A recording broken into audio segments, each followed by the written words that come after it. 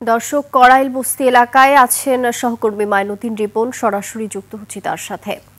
রিপন, আগুন কতটুকু নিয়ন্ত্রণে এসেছে এবং ওখানকার সর্বশেষ খবর আমাদের জানান। ওকে, ধন্যবাদ নির্জনা। এই মুহূর্তে আমি রয়েছে করাইল, যেখানে যে বস্তি তারপর থেকে আগুন লেগেছে। সেই আগুন এখান থেকে যেই গুলশান যে লেক পার্কটা লেক রয়েছে, লেকের উল্টা পাশে সেখানে আগুনটা এখন দাউ দাউ করে জ্বলছে। তবে সন্ধ্যার পর থেকে রাত প্রায় 4 ঘন্টা আগেও যেই দাউ দাউ করে আগুন ছিল, সে আগুনটা এখন কিছুটা কমে এসেছে। এবং আমরা এর মধ্যে আরো যেটা দেখেছি, এখানে ফায়ার সার্ভিসের 16টা টিম তারা খুব আগুন নেভানোর জন্য সর্বাত্মক প্রচেষ্টা চালাচ্ছে। আর এরপরে সেনাবাহিনী এসেছে।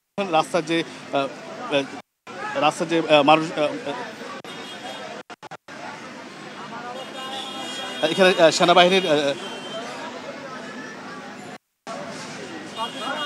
সেনাবাহিনীর যে ওরা চেষ্টা করছে মানুষকে নৌকা থেকে নামিয়ে সর্বাত্মক চেষ্টা চালাচ্ছে। এবং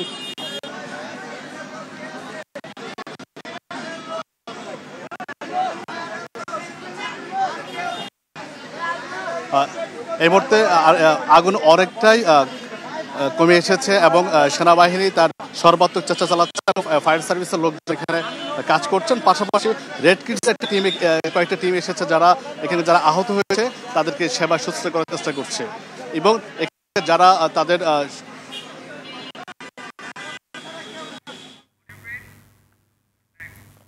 রিপন, ধন্যবাদ আপনাকে।